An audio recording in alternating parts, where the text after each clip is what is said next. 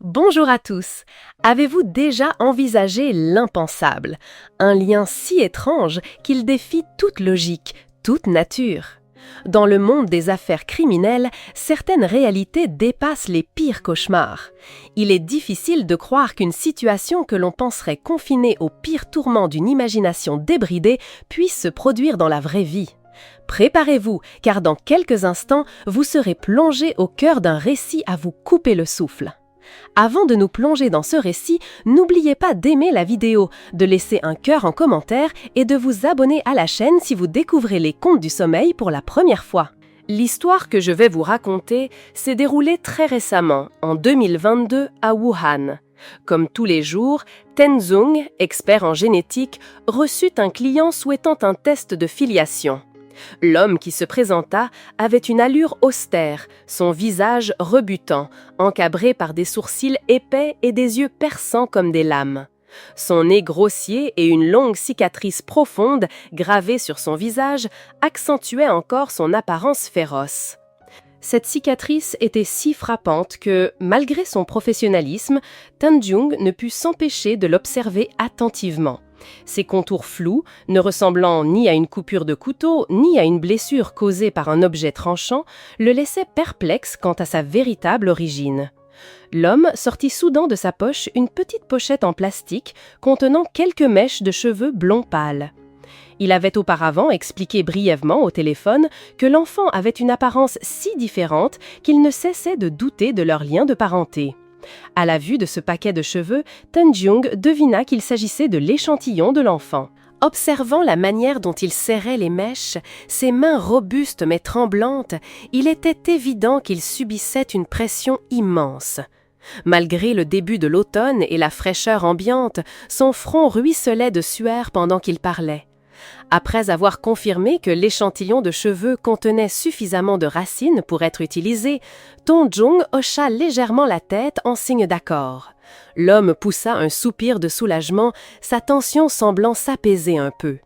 Sans le faire attendre, Tenzong procéda rapidement au prélèvement sanguin sur place. Mais en voyant le bras tendu, Tenzong fronça les surprises de surprise. La main était couverte de cicatrices, semblables à celles qui marquaient son visage. Ces vieilles blessures semblaient raconter une histoire mystérieuse. Bien que Tenzong soit assailli de questions, il comprit qu'il n'était pas opportun de les poser directement à cet instant. L'échantillon de sang fut prélevé rapidement. Une fois cela fait, Tenzong conduisit l'homme pour les formalités nécessaires. Tout au long du processus, il ne cessa de s'interroger sur la précision des résultats, sur la possibilité d'erreur, ses yeux ne cachant pas son agitation et son anxiété. Tenzong avait déjà rencontré de nombreux cas similaires et comprenait que ce doute était compréhensible. Il rassura doucement l'homme avant de retourner à son travail. À la demande spéciale du client, Tenzong effectua une expertise d'urgence. Quelques heures plus tard, le résultat final fut confirmé. L'enfant n'était pas son fils biologique. L'homme serra fermement le rapport dans sa main, ses doigts s'enfonçant dans le papier, serrant le dossier épais au point de le déformer. Un instant plus tard, il leva la tête, le visage décomposé, les lèvres tremblantes, balbutiant des questions sur la précision du résultat. En entendant la confirmation que la précision était de 99,99%, son regard était vide, comme s'il refusait d'accepter cette réalité. Il commença à poser des questions sur la possibilité d'une mutation génétique. Cependant, après avoir appris que dans un tel cas, le centre demanderait un échantillon de la mère pour vérification croisée, le désespoir le submergea à nouveau. Dans un éclair d'espoir fugace, l'homme interrogea soudain la possibilité d'une confusion à l'hôpital. Ses yeux s'illuminèrent d'un désir ardent. Lorsque Tenzong répondit doucement que cette possibilité était extrêmement faible, mais pas impossible, il s'accrocha à ce qui semblait être sa dernière bouée de sauvetage. Tenzong suggéra que s'il voulait une vérification supplémentaire, il pouvait apporter un échantillon de cheveux de sa femme pour analyse. En entendant cela, l'homme se contenta de hocher la tête en silence et s'éloigna. Bien qu'il n'ait rien ajouté, Tenzong comprit qu'il reviendrait. Les esprits comme le sien, une fois envahis par le doute, ne s'arrêtent jamais avant d'avoir trouvé la réponse finale. Mais Tenzong était loin de se douter que leur rencontre suivante révélerait peu à peu une vérité tordue et étrange sur l'amour de cet homme malheureux. Cet homme s'appelait Lung Tang. Quelques jours plus tard, il revint au centre, cette fois avec un petit sac contenant un échantillon des cheveux de sa femme.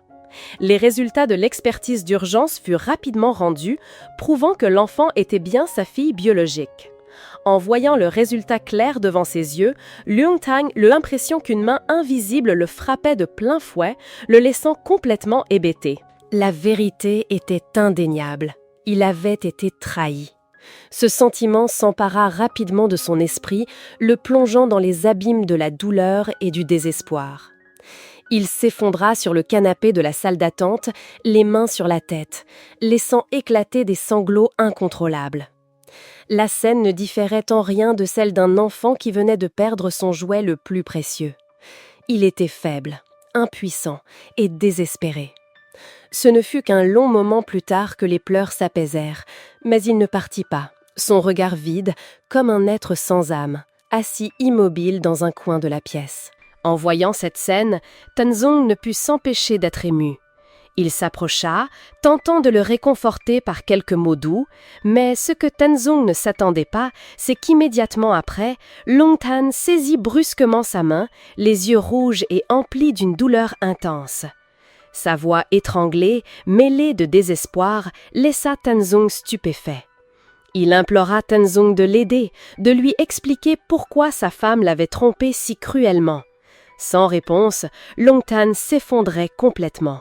Les êtres humains, poussés à bout, cherchent souvent tous les moyens de relâcher leurs émotions refoulées et Lung Tang ne faisait pas exception à ce moment-là.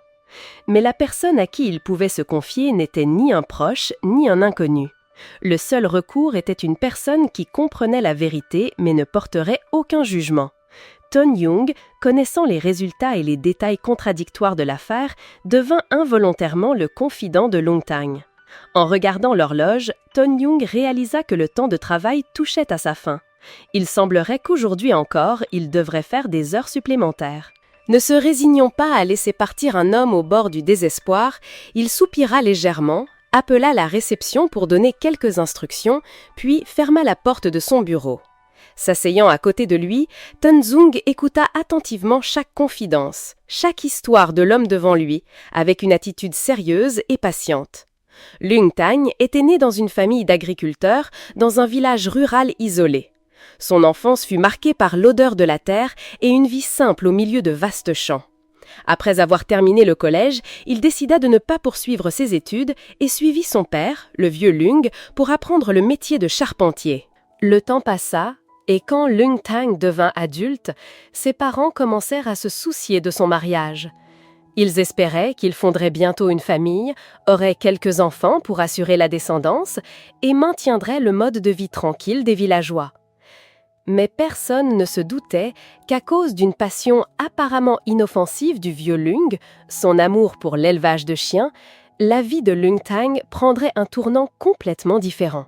Le vieux Lung était un charpentier réputé dans la région. Bien que ses revenus ne soient pas élevés, comparés au travail agricole, ils assuraient à sa famille une vie plus stable. Il faut noter qu'en plus de son métier, le vieux Lung était aussi connu pour être un grand amoureux des chiens. Il élevait de nombreux chiens de compagnie et ne lésinait pas sur les dépenses pour s'en occuper, au point que, plutôt que d'avoir plus d'enfants comme la plupart des familles, il avait choisi de se consacrer entièrement, temps et argent, à l'élevage de ses chiens. Beaucoup de gens dans le village trouvaient cela incompréhensible et les critiques sur le mode de vie du vieux Lung ne manquaient pas, mais ils n'en tenaient aucun compte. Toutes les réprimandes à son égard n'étaient qu'un vent léger. Un jour, une rencontre fortuite avec une famille riche de la ville voisine changea tout. Cette famille, propriétaire d'une luxurieuse villa, avait besoin de rénover son intérieur et cherchait un charpentier qualifié. Grâce à des recommandations, le vieux Liang fut invité à travailler. Cette villa ne ressemblait à aucun endroit que le vieux Liang n'ait jamais vu. Elle abritait une grande meute de chiens de toutes sortes de races rares. Dès qu'il entra dans la cour, ses yeux s'illuminèrent. Toute fatigue sembla disparaître. Les chiens de la villa ne se montrèrent pas du tout hostiles. Au contraire, après quelques courtes minutes, ils s'entourèrent de lui comme s'ils retrouvaient une vieille connaissance. Tout cela n'échappa pas aux yeux du propriétaire de la villa. À la fin de la journée de travail, le propriétaire invita le vieux Lung à rester une nuit de plus pour discuter de chiens. Pour le vieux Lung, cette invitation était un cadeau inestimable, et il accepta avec enthousiasme de rester. Ce soir-là, les deux hommes eurent une conversation très complice. Le vieux Lung élevait ses chiens par instinct et par amour pur, sans connaissance approfondie. En revanche, le propriétaire de la villa se montrait très érudit, parlant couramment et avec une connaissance si vaste qu'il impressionna le vieux Lung. Puis, soudainement, il révéla qu'il possédait plusieurs grands élevages de chiens, mais manquait de personnes passionnées et patientes pour gérer le travail. Sa proposition était d'employer le vieux Lung, une offre difficile à refuser compte tenu du salaire très attractif. C'est ainsi que le vieux Lung fit ses adieux à sa famille, déménageant à l'élevage pour vivre avec les chiens qu'il aimait tant. La vie de Lung Tan changea également à partir de ce jour.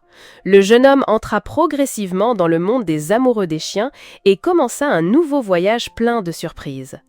Depuis qu'il avait déménagé pour travailler à l'élevage avec son père, la vie de Lung Tan avait complètement changé. Bien qu'il n'ait pas la même passion que le vieux Lung pour les chiens, il travaillait avec diligence, y voyant un moyen de subsistance, sans plainte ni animosité. Mais un incident survint. Par inadvertance, il provoqua la colère d'un chien féroce qui l'attaqua immédiatement. Les morsures laissèrent non seulement des cicatrices profondes sur son corps, mais aussi une obsession tenace de la dangerosité de ce travail. Dès lors, la peur grandit en lui, et Lung Kang ne voulut plus se lier à la profession d'éleveur de chiens. Mais son intention de partir se heurta à une forte opposition de son père, entraînant des disputes incessantes. Finalement, après une période de bras de fer, il dut accepter de continuer le travail. Au fond de Lung Tan, la vieille blessure continuait de le tenailler, et le désir de quitter cette vie dangereuse ne s'éteignit jamais. En écoutant Lung Tan raconter, Tan Zong comprit soudain que les multiples cicatrices sur le visage et les mains de l'homme ne provenaient pas d'un accident ordinaire, mais avaient été laissées par les chiens féroces. Une tristesse indicible apparut dans les yeux de Lung Tan, comme si chaque blessure était un souvenir douloureux qu'il avait tenté d'enfouir. Tan Zong resta pensif, mais ne posa aucune question. Lung Tan continua, sa voix s'assombrissant, racontant que c'était aussi à cette période qu'était apparue sa femme, Vivi. Vivi, l'actuelle épouse de Lung Tan, était une jeune femme à la beauté délicate, aux grands yeux ronds et à la peau claire. Lorsqu'ils se rencontrèrent, elle n'était qu'une coiffeuse dans un petit salon près de l'élevage. Lung Tan y passait souvent pour se faire couper les cheveux. Au début, leurs échanges n'étaient que de simples politesses, mais progressivement, leurs conversations devinrent plus intimes. Tout changea radicalement après qu'il fut mordu par un chien. Vi n'hésita pas à l'emmener à l'hôpital, prenant soin de ses blessures jusqu'à sa guérison. Sa douceur et son attention émurent Lung Tan. Pourtant, il n'osa pas lui avouer ses sentiments. La distance entre eux était trop grande. Un homme de près de 30 ans qui avait échoué à de nombreuses rencontres arrangées et une jeune femme de moins de 20 ans, jeune, belle, courtisée par tant d'hommes. En pensant à son apparence peu flatteuse et à son travail peu glorieux, Lung Tan ne fit que s'enfoncer davantage dans l'autodévalorisation. Mais l'amour ne suit jamais les chemins ordinaires. Après une longue période passée ensemble, ce fut Vivi elle-même qui prit l'initiative de déclarer ses sentiments, ce qui surprit et rendit Lung Tan immensément heureux. Quand il devint officiellement un couple, Lung Tan n'arrivait pas à croire que cette chance lui soit tombée dessus. Non seulement elle ne dénigrait pas son travail, mais elle était prête à l'aider, à l'accompagner pour prendre soin des chiens. Cet enthousiasme impressionna toute sa famille, en particulier le vieux Lung, qui lui en fut très reconnaissant. Les parents de Lung Tan craignaient qu'une jeune femme comme Vivi ne l'aime que par impulsion. Ils les pressèrent donc rapidement d'organiser le mariage, de peur qu'une attente prolongée ne mène à des complications. Vivi accepte ma posa, une condition. Ils devaient avoir leur propre maison. Ne voulant pas laisser passer une si bonne occasion, les parents de Lung Tan investirent toutes leurs économies pour acheter un nouvel appartement aux jeunes mariés. Ils cherchèrent et finirent par trouver un endroit approprié. Quelques mois plus tard, Lungtan accueillit officiellement Vivi comme son épouse. Une joie totale inonda la petite famille, mais le sommet du bonheur ne dura pas longtemps. Le nouvel appartement se trouvait loin de l'élevage de chiens, ce qui rendait les déplacements de Lungtan difficiles. Chaque jour, il devait parcourir plus d'une demi-heure pour attendre l'arrêt de bus le plus proche.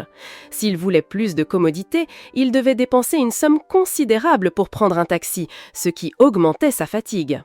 L'environnement de l'élevage n'étant pas propice à une femme enceinte comme Vivi, un déménagement là-bas n'était pas non plus envisageable. Finalement, Lungtan dut se résoudre à acheter une voiture électrique roulant près d'1 heure par jour entre la maison et l'élevage. En été, tout restait agréable, mais chaque hiver, les rafales de vent glacial transformaient chaque trajet en un véritable supplice. Parfois, la voiture électrique tombait en panne de batterie en chemin, et Lungtan devait supporter le froid mordant en attendant de la recharger. Les nuits interminables s'étiraient dans un épuisement total.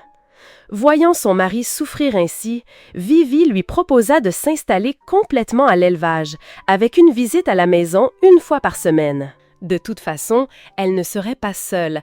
Elle avait Dybeck, un adorable et gros Golden Retriever, pour lui tenir compagnie. Bien qu'un peu réticent, Lungtan trouva cette solution la plus raisonnable. Le fait de vivre séparés chaque jour renforcerait même leur affection, apportant un souffle nouveau à leur relation. C'est ainsi que, dès lors, ils vécurent à distance, conservant un lien régulier entre la maison et l'élevage. Peu après, Vivi tomba enceinte, remplissant la maison de joie. Lungtan demanda aussitôt 1 mois de congé pour être aux côtés de sa femme, se consacrant entièrement à sa petite famille en devenir. Mais personne ne se doutait que c'est de là que les germes du doute et de la rupture allaient progressivement apparaître, s'insinuant petit à petit dans cette vie conjugale apparemment paisible. Depuis que Vivi et Lungtan avaient commencé à vivre séparés, rien d'anormal ne s'était produit entre eux. Vivi menait sa vie comme avant, sans montrer le moindre changement ni aucun signe de contact avec un autre homme. Tout semblait se dérouler sans accroc.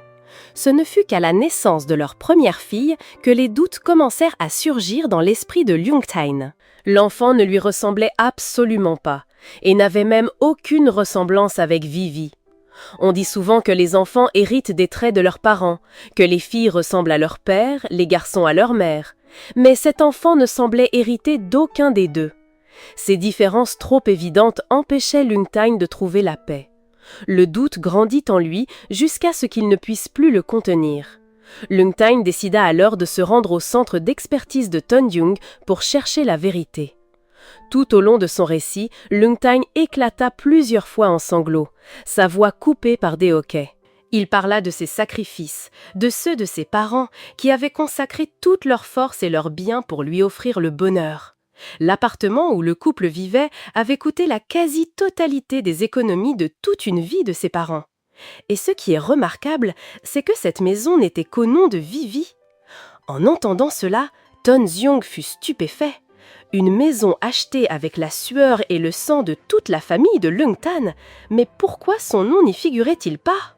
Il s'avéra que c'était la condition posée par Vivi avant d'accepter de se marier. Si la maison n'était pas sa propriété exclusive, elle refuserait de l'épouser. Par amour excessif pour Vivi, Lungtan avait tout caché, prenant la décision seule sans en dire un mot à ses parents. Aujourd'hui, en y repensant, son cœur était rempli de regrets et de douleur. Ses pensées furent la raison pour laquelle il vint voir Tanzong. Il voulait que quelqu'un l'aide à révéler toute la vérité, à identifier le tiers et à rassembler toutes les preuves nécessaires pour préparer le divorce. S'il ne le faisait pas, il perdrait tout, amour et argent, et ses parents âgés et fragiles s'effondreraient certainement face à un tel choc. Les 2 hommes s'assirent et analysèrent tous les aspects. Grâce aux détails fournis par Lungtan, ils conclurent que l'incident avait pu se produire pendant la période où ils vivaient séparés, d'une durée d'environ 4 mois. Pendant ce temps, Vivi appelait Lungtan en vidéo chaque jour, parfois 3 ou 4 fois par jour. À travers l'écran, Lungtan ne remarqua rien d'anormal. Elle restait principalement à la maison ou se promenait dans le quartier avec Dybeck, son chien adoré. Parfois, elle sortait se promener. Mais la plupart du temps, c'était juste pour promener le chien dans les environs. En plus de promener son chien, Vivi avait une seule autre passion, jouer au mahjong dans un petit salon du quartier. C'était aussi le seul endroit où elle pouvait entrer en contact avec d'autres hommes. Lung Tang se souvint des fois où elle parlait de jouer aux cartes, avec un regard légèrement différent, ce qui éveilla ses soupçons. Tan Zong avait également rencontré de nombreux cas similaires, où des relations secrètes se formaient souvent au travers de parties de cartes apparemment inoffensives. Des femmes, trop immergées dans le jeu, devenaient progressivement plus proches de quelqu'un, transformant une simple connaissance en une intimité profonde. Tous deux étaient convaincus que l'amant de Vivi se trouvait très probablement parmi les joueurs de mahjong. Dès le lendemain, Lung Tang revint, déterminé à enquêter sur les joueurs de mahjong avec Vivi, en particulier ceux qui lui avaient prêté de l'argent. 6 mois plus tard, Lung Tang retourna au centre avec 5 échantillons de cheveux, tous provenant d'hommes qui participaient régulièrement aux parties de mahjong avec Vivi. Cette fois, Lung Sang et Tan Zong espéraient enfin identifier celui qui avait brisé sa famille. Mais le résultat les laissa à nouveau dans l'impasse. Aucun des 5 échantillons ne correspondait. Lung Sang resta prostré sur sa chaise, le cœur plein de désespoir, tandis que Tan Zong ne cachait pas non plus sa déception. Les suspects les plus probables avaient tous été éliminés. Qui était donc le père de l'enfant? Soudain, une idée traversa l'esprit de Tan Zong. Vivi n'interagissait pas seulement avec les joueurs de mahjong. Chaque soir, elle sortait promener Dai Bak. Et si le véritable suspect se trouvait parmi les promeneurs de chiens que Vivi rencontrait régulièrement? Cette idée ouvrit une nouvelle piste. Lyon Tan accepta immédiatement. Chaque soir après le dîner, Vivi emmenait Dai Bak au parc voisin. Si elle ne jouait pas aux cartes, elle emmenait le chien près du lac artificiel. Il était trop facile de faire connaissance et de nouer des liens avec d'autres promeneurs de chiens. Lyon Tan observa discrètement chaque membre du groupe de promeneurs de chiens. Il se mêla à eux, essayant de savoir si Vivi avait jamais eu des contacts avec quelqu'un. Mais cette fois, le résultat surprit les 2 hommes. Selon les dires des membres du groupe, Vivi ne s'était jamais mêlée à leurs activités. Elle n'avait jamais emmené Dai Bak dans la zone réservée aux chiens et n'avait jamais conversé avec personne. Tous disaient l'avoir vue de nombreuses fois, mais elle était toujours seule, s'arrêtant rarement ou échangeant des mots avec quiconque. En entendant cela, Tan Zong fut stupéfait. Une personne qui aime les chiens et les promène, mais évite ceux qui partagent la même passion, cela n'avait aucun sens. Le fait que Vivi traîne constamment seule autour du lac semblait indiquer qu'elle essayait de cacher quelque chose. Mais quoi, au juste? Lung Tan remarqua aussi cette absurdité, mais ne dit rien. Au lieu de cela, il décida de surveiller Vivi plus étroitement. Cette fois, il trouverait le secret qu'elle dissimulait. Pendant tous les mois où ils vécurent séparés, Vivi eut d'innombrables occasions de rencontrer et d'interagir avec des inconnus. Avec une période aussi longue, sans indices plus concrets, il était impossible d'identifier qui s'était immiscé dans leur mariage. À ce moment-là, Lung Tang ne détenait qu'un simple résultat d'expertise, sans aucune valeur juridique, qui ne pouvait être présenté devant un tribunal comme preuve de l'infidélité de Vivi. En pensant à la difficulté de devoir affronter sa femme au tribunal, le cœur de Lung Tang était lourd. La maison que ses parents avaient achetée avec toutes leurs économies pour le couple n'appartiendrait plus à sa famille. Pour Lung Tang, la perte des biens n'était pas ce qui le préoccupait le plus, mais si cette affaire était révélée, ses parents âgés ne supporteraient pas le choc, leur santé pourrait être gravement affectée, et même le pire pourrait arriver. Cette pensée alimenta une vague de fureur en lui, le transformant en un homme complètement différent, rempli de rage et d'impuissance. Recroquevillé dans le bureau, des volutes de fumée de cigarettes s'élevaient. L'odeur piquante de la fumée enveloppait l'espace, comme un reflet de son humeur sombre. Les cigarettes s'enchaînaient, un paquet après l'autre. En moins d'une demi-heure, Lung Tan avait fumé un paquet entier, mais sa rancœur ne s'apaisait toujours pas. Soudain, il se leva d'un bond, ses yeux rougis comme des braises sur le point de s'embraser, tout son corps tendu comme un ressort trop comprimé. Son visage marqué de cicatrices se contracta, chaque muscle du visage tressaillant sous la fureur qui envahissait son esprit. Une détermination semblait s'être forgée en lui. Il sentait qu'il ne pouvait pas laisser les choses se passer en silence. Ce sentiment le dévorait, déchirant chaque cellule, le poussant à agir immédiatement. À ce moment-là, Lung Tan ne voulait qu'affronter directement Vivi, écraser chacun de ses mensonges et la forcer à révéler la vérité. Il songeait à la pousser dans ses derniers retranchements, à l'obliger à avouer l'identité de celui qui avait ruiné leur mariage. Dès qu'il connaîtrait l'identité du tiers, il lui ferait payer le prix par n'importe quel moyen. Une fois son humeur un peu apaisée, il s'effondra sur la chaise, le cœur lourd et oppressé, sans pouvoir s'en libérer. Les pensées du passé tourbillonnaient dans sa tête, chaque événement, chaque détail ressurgissant comme un vieux film. Pendant la période où ils vivaient sous le même toit, des premiers jours de la grossesse de Vivi jusqu'à la naissance du bébé, tout avait-il vraiment été aussi normal qu'il le pensait? Une question planait dans l'esprit de Lung Tang. Les mois où ils avaient vécu ensemble avant qu'ils ne déménagent à l'élevage, tout s'était bien passé, le couple n'avait eu aucun conflit. Mais en y repensant plus attentivement, il réalisa que quelques détails ne correspondaient plus. Quand Vivi avait-elle changé? Était-ce dès le début ou après avoir découvert sa grossesse?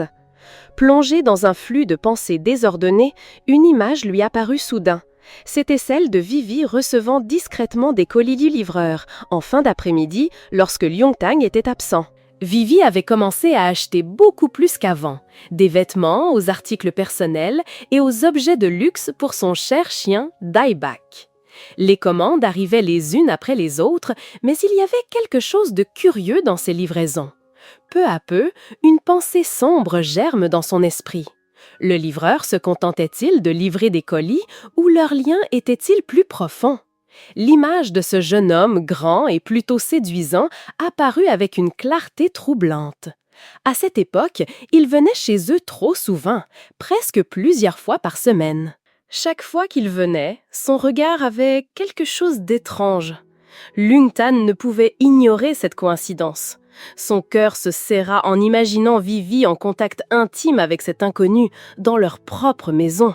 Une forte colère éclata en lui, mais en même temps, une étrange lueur de joie traversa son esprit.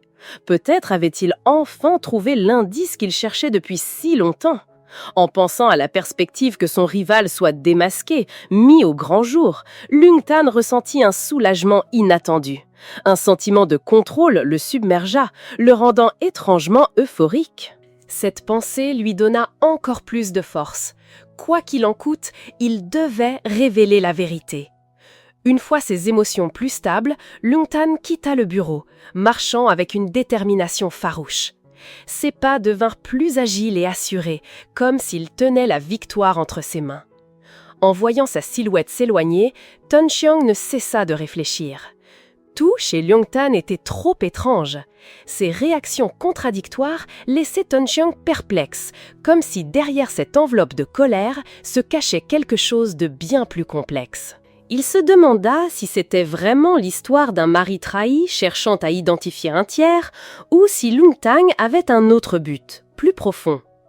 À ce moment-là, Tun Zung était loin de se douter que la prochaine rencontre avec Lung Tang serait un choc immense, bouleversant complètement toutes ses perceptions de la vie et des êtres humains. Tout commença par un bref appel de Lung Tang. Sa voix était remplie d'exaltation et d'enthousiasme. 1 heure seulement après l'appel, Lung Tang quittait déjà au bureau. Mais son apparence laissa Tun Zung stupéfait. Lorsque Lung Tang entra, son visage était enflé. Par endroits violacés, son œil gauche transformé en un grand hématome bleu-noir et une trace de sang encore fraîche maculait le coin de sa bouche. Il venait manifestement de se livrer à une violente altercation. Tun Zung s'approcha précipitamment, voulant lui prodiguer les premiers secours. Mais Lung Tang lui tendit aussitôt une poignée de cheveux encore maculés de sang, enveloppés dans un mouchoir. En un coup d'œil, Tun Zung distingua clairement une touffe de cheveux arrachée avec force, les racines encore intactes. Plusieurs dizaines de mèches s'entremêlaient étroitement, témoignage vivant de la tension et de la détermination de cet homme. Bien que difficile à croire, Lung Tang confirma immédiatement qu'il s'agissait des cheveux du livreur qu'il avait soupçonné. Cette confrontation n'était pas un simple face-à-face. Au lieu de cela, Liu Tang avait habilement orchestré une altercation uniquement pour obtenir cet échantillon de cheveux. Tan Zong ne put que secouer la tête, impuissant. Il comprit que Liu Tang était prêt à tout pour découvrir la vérité, y compris se lancer dans un combat inégal et supporter des blessures qui ne guériraient pas facilement. Liu Tang avait manifestement payé un lourd tribut pour cette confrontation, mais dans ses yeux brillait une étrange satisfaction. Maintenant, avec l'échantillon en main, il ressemblait à un guerrier qui venait de remporter un trophée après une bataille.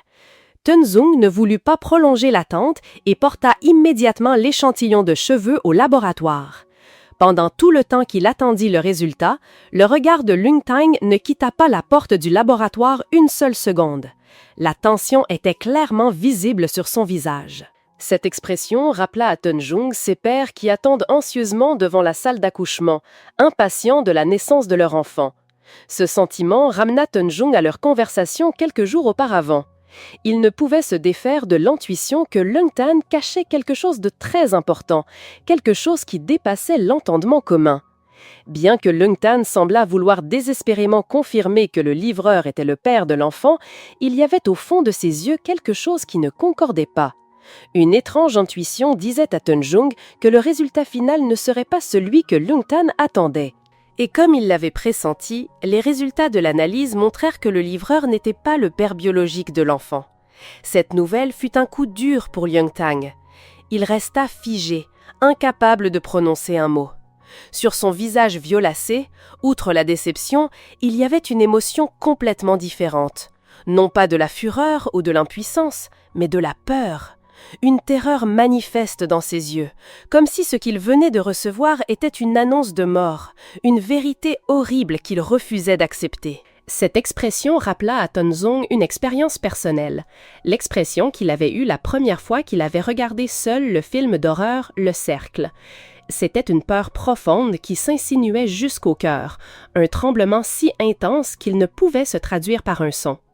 Le silence s'abattit sur la pièce, si lourd que Tenzong n'osa pas le briser.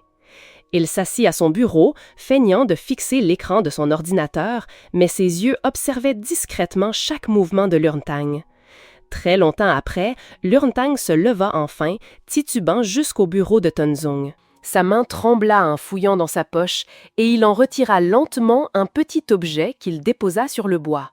Un paquet de cigarettes Furongguang dont l'emballage était déchiré. Tenzong reconnut immédiatement que ce n'étaient pas des cigarettes. À l'intérieur, un petit paquet de poils dorés et soyeux était roulé.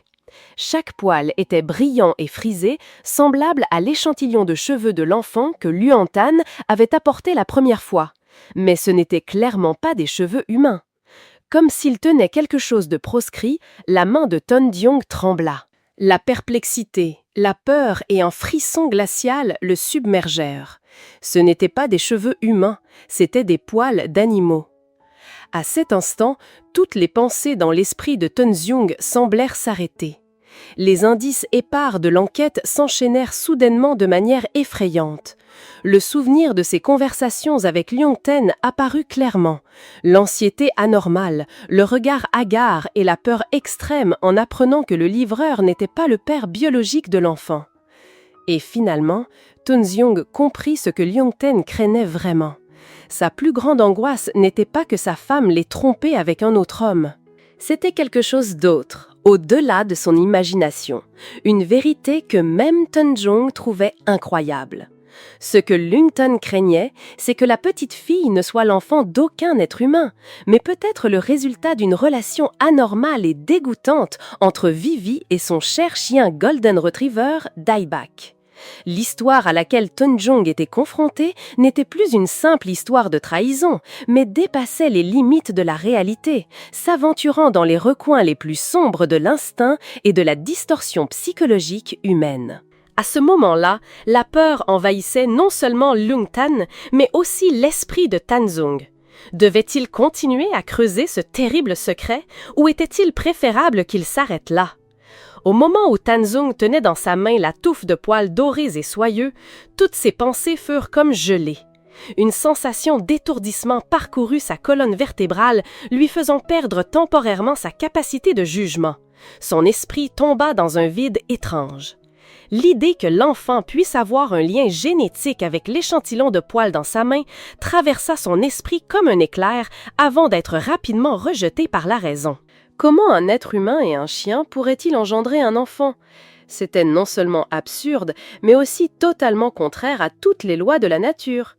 Mais pourquoi Lung Tang avait-il apporté cette touffe de poils ici? Il devait y avoir quelque chose de caché derrière, quelque chose qui le poussait à douter au point de perdre toute raison.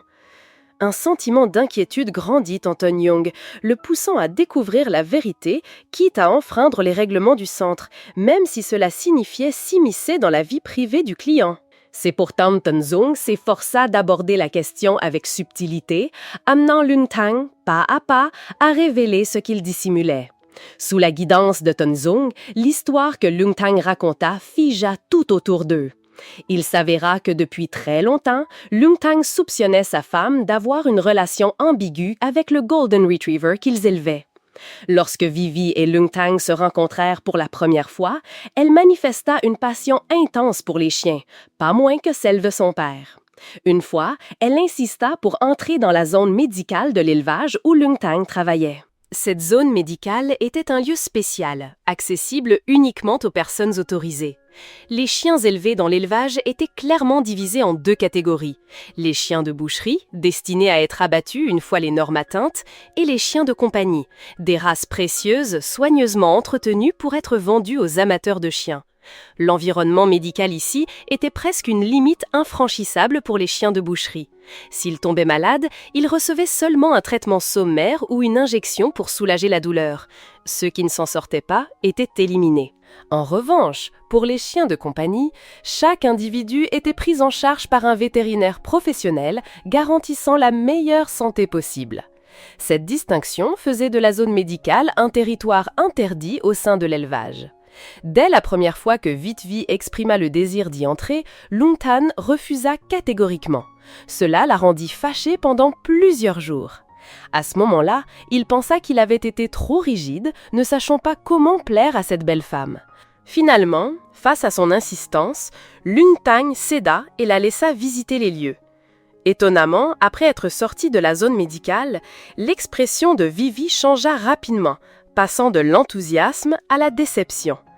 Elle ne dit rien, mais Lung Tang sut qu'elle cherchait apparemment quelque chose qu'elle ne parvenait pas à trouver. Quelques jours plus tard, Vivi lui proposa de nouveau de visiter d'autres élevages de chiens du propriétaire de la villa. À ce moment-là, pensant qu'elle voulait simplement se promener et renforcer leur lien, Lung Tang accepta. Lors d'une visite à un grand élevage de chiens en banlieue, les yeux de Vivi s'illuminèrent soudainement lorsqu'elle aperçut un Golden Retriever dodu au pelage doré et soyeux. Elle le serra immédiatement dans ses bras, insistant pour le ramener à la maison comme un enfant qui vient de voir son jouet préféré. C'était Dai Bak, le chien qui allait complètement changer leur vie.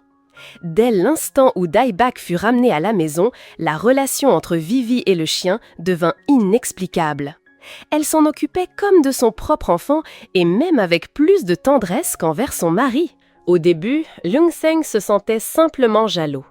Il pensait que Vivi n'était qu'une de ces femmes passionnées par les chiens qui passaient leur journée à caresser et choyer leurs animaux de compagnie. Mais plus il observait, plus il remarquait quelque chose d'anormal. Vivi faisait souvent la sieste en serrant Dai Bak dans ses bras, mangeait à la même table que lui et partageait même de la nourriture directement de sa bouche. Cette scène le faisait frissonner chaque fois qu'il s'en souvenait. Après leur mariage et leur déménagement dans le nouvel appartement, Lung Seng espérait que tout changerait. Il voulait créer un meilleur environnement pour préparer l'arrivée de leur enfant, mais Vivi insista pour emmener Dai Bak avec eux, prétextant que lorsqu'il ne serait pas à la maison, Dai Bak lui tiendrait compagnie. Lung Tran céda, mais il était loin de se douter que cette décision entraînerait une série d'événements inimaginables. Les doutes dans l'esprit de Lung Tran s'éveillèrent progressivement lorsqu'il découvrit que Vivi avait des comportements dépassant les limites avec son chien. Tout atteignit son paroxysme un jour d'hiver, lorsqu'il rentra chez lui à l'improviste. Le plat de crabe préféré de Vivi fumait encore dans ses mains quand Lyongtang s'arrêta net. La porte de la chambre était entr'ouverte et à travers l'interstice, il fut le témoin d'une scène qui le figea sur place.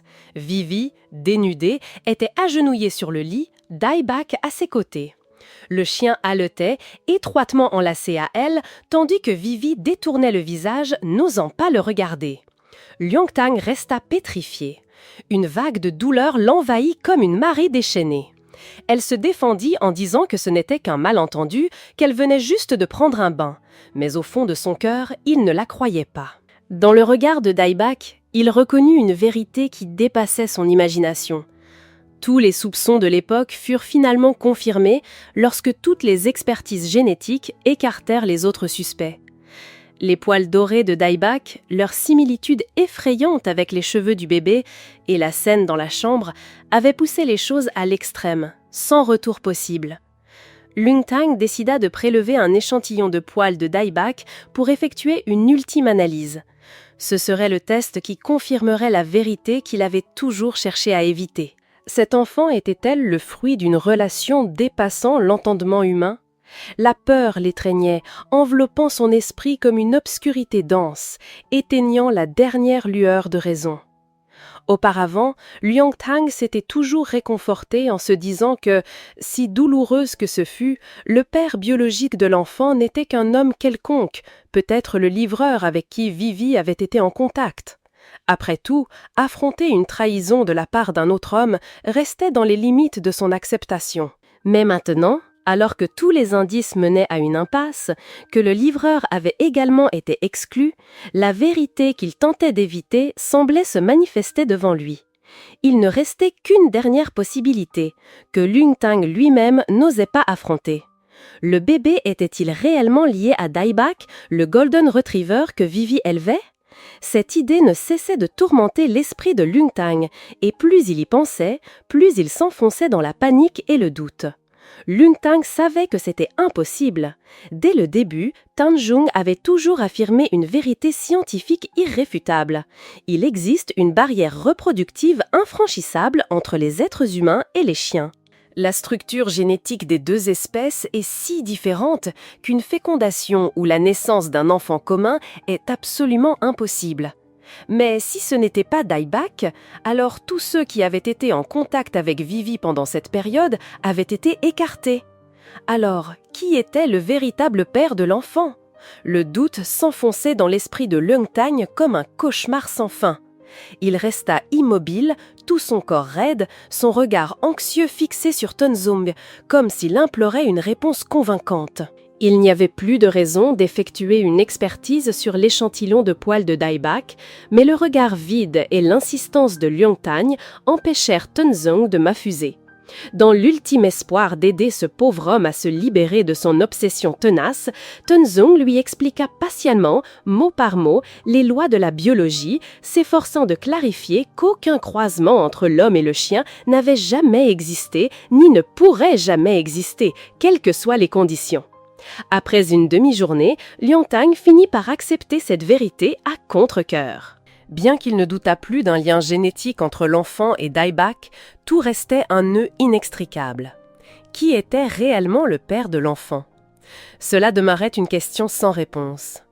Tanjung et Lyongtang restèrent silencieux dans la pièce, la faible lumière enveloppant les deux hommes aux états d'esprit si différents.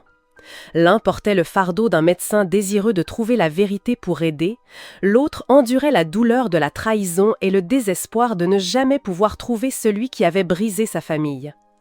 Ils s'efforcèrent de fouiller les souvenirs flous de Lyongtang, de retrouver chaque petit détail, chaque situation où Vivi aurait pu être en contact avec quelqu'un d'autre. Mais tous les noms qui apparaissaient furent successivement rayés. La coiffeuse, le vendeur du quartier, le chauffeur de taxi qui la conduisait parfois en banlieue. Aucun visage ne présentait de signes suspects. Pendant les 4 mois où Lyongtang et Vivi vécurent séparés, toute personne ayant pu avoir un contact intime avec Vivi avait été examinée et écartée.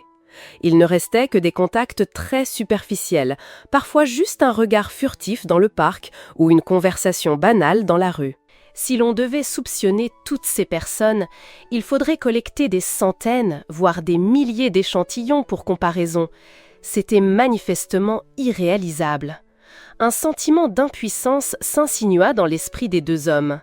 L'histoire, à ce point, semblait avoir atteint une impasse, sans la moindre lueur d'espoir pour la quête de la vérité. Tun-Jung comprit que s'accrocher à des soupçons infondés ne ferait qu'enfoncer davantage Lung-Tan dans le désespoir. Il inspira profondément, fixa les yeux hagards de Lung-Tan et secoua légèrement la tête en guise d'adieu. Puis tout le bureau sombra dans le silence.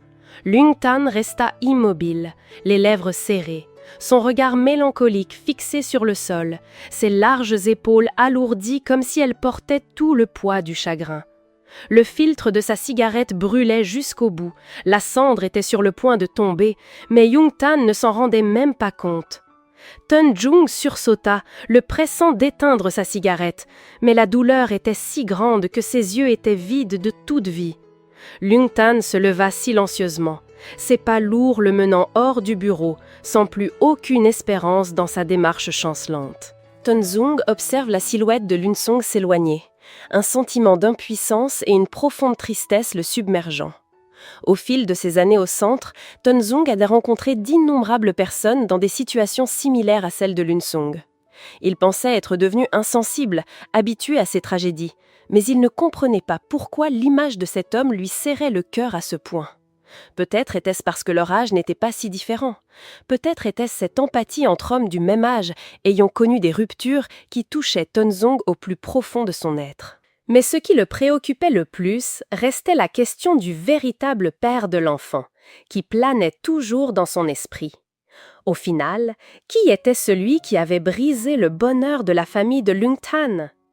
Le temps passa, et l'affaire tomba progressivement dans l'oubli parmi d'autres dossiers. Des histoires plus dramatiques et complexes se succédèrent, laissant à Tan Zung-Tin peu de temps pour réfléchir davantage au destin de Lung-Tan et Vivi. Comparée aux situations ultérieures, leur histoire n'était qu'un grain de sable dans un océan immense. 6 mois plus tard, un soir, Tun-Jung termina son travail avec un client. En rangeant rapidement ses documents pour rentrer chez lui, il se souvint des crabes de mer que son frère et sa femme lui avaient envoyés de leur village. Toute la journée, Tun-Jung avait hâte de savourer son plat préféré. Mais qui aurait pu deviner que cette soirée lui réserverait une rencontre inattendue, ravivant une histoire qu'il pensait oublier à jamais? Après une longue journée de travail, Tun-Jung rangea rapidement ses documents, se préparant à rentrer chez lui pour une soirée de détente. La pensée des crabes de mer fumants qu'il attendait avec impatience depuis le matin le rendait plus enthousiaste que jamais. Mais au moment où il sortit de la pièce, son téléphone sonna inopinément, attirant son attention. En regardant l'écran, le nom affiché le figea. C'était Lung-Tan. 6 mois s'étaient écoulés depuis leur dernière rencontre et cet homme le contactait de nouveau. Quelle en était la raison? Un éclair de doute traversa l'esprit de Tun-Jung. Le divorce de Lung-Tan et Vivi rencontrait-il des problèmes? Son esprit balaya rapidement une série de possibilités. Peut-être Lung-Tan portait-il en lui des confidences qu'il ne pouvait partager avec personne d'autre et s'était-il tourné vers lui comme un ami. Ou peut-être sa nouvelle femme souffrait-elle de problèmes psychologiques, le poussant à solliciter l'aide de Tun-Jung. Tun-Jung décrocha et la voix rauque et familière de Lung-Tan résonna de l'autre bout du fil, chaque mot portant une anxiété indécable. Il dit que sa femme souffrait de graves problèmes mentaux, que son état empirait de jour en jour. Lung-Tan implora Tun-Jung de prendre un peu de temps pour parler à sa femme, espérant qu'il pourrait l'aider à surmonter ses difficultés. En entendant cela, Tun-Jung fut perplexe. Si Lung-Tan avait divorcé de Vivi comme il l'avait supposé, alors la personne dont il parlait devait être une autre femme. Alors pourquoi Vivi? Incapable de contenir sa curiosité, Tun-Jung demanda pour confirmer. La réponse qu'il reçut le surprit complètement. Vivi était toujours la femme que Lung-Tan voulait aider. Il s'avéra que Lung-Tan n'avait pas du tout divorcé et que pendant tout ce temps, il avait pardonné à la femme qui lui avait causé tant de douleur. Stupéfait au point de ne plus pouvoir parler, Tun-Jung se demanda ce qui s'était passé entre eux pendant ces 6 longs mois. L'amour de Lung Tan était-il si profond qu'il ne pouvait se défaire d'elle, ou y avait-il un lien plus complexe entre eux qu'il ne pouvait comprendre? Mettant de côté ses doutes, Tenzong décida d'accepter la proposition de Lung Tan. Un sentiment de tension mêlé de curiosité lui fit temporairement oublier son désir de savourer un dîner confortable à la maison. Il se dit que cette rencontre l'aiderait peut-être à trouver les réponses aux questions qui le tourmentaient depuis longtemps. Peu après, Lung Tan et Vivi arrivèrent au bureau. Dès leur entrée, Tenzong fut frappé par l'image contrastée des deux personnes. En voyant Vivi pour la première fois en personne, elle n'était pas aussi éblouissante qu'il l'avait imaginé, mais sa jeunesse et sa silhouette équilibrée attiraient le regard. Debout à côté de Lung Tan, au visage marqué de cicatrices, elle ressemblait à une fleur fragile plantée par erreur sur une terre épineuse et poussiéreuse. Il était difficile de croire que ces deux êtres humains avaient connu des conflits qui semblaient irréconciliables.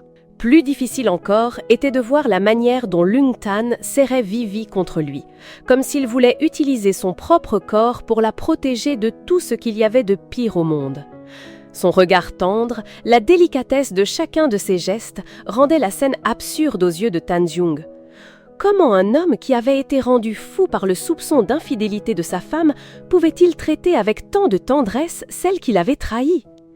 Vivi, elle aussi, posait doucement sa tête sur l'épaule de son mari, son regard révélant une fragilité et une vulnérabilité évidentes.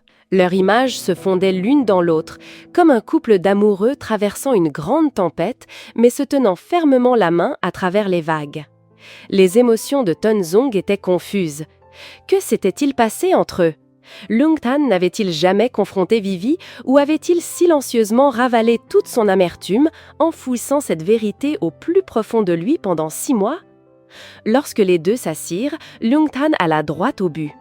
Il expliqua que Vivi souffrait d'une maladie psychologique grave, à tel point qu'elle avait dû consulter des psychologues et prendre de nombreux médicaments, mais sans aucun effet. Désespéré, ne sachant plus où aller, Lung Tan avait amené Vivi à Tenzong, espérant que lui, qui avait écouté et compati à leur histoire, pourrait l'aider d'une manière ou d'une autre.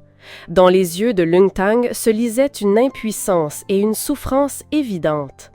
Tenzong y vit une douleur très différente, non plus la colère ou la fureur d'un homme trahi, mais un sentiment d'affliction, de chagrin, en voyant sa proche bien-aimée torturée chaque jour par une maladie qu'il ne pouvait guérir. Cette résignation laissa Tenzong perplexe et ému.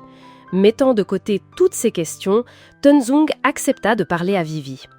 Il ne se doutait pas que ce qu'il allait entendre de leur histoire serait précisément la réponse aux questions qu'il avait gardées en lui pendant si longtemps.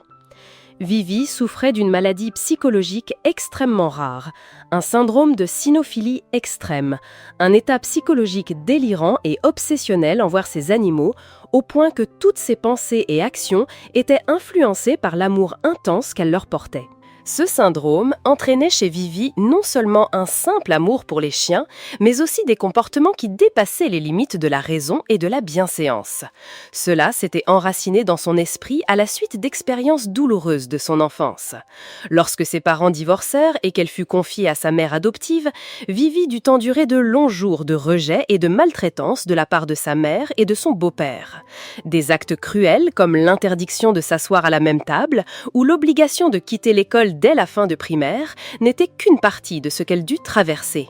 Ces coups et cet isolement avaient fait de Vivi une enfant avide d'amour, avide de protection.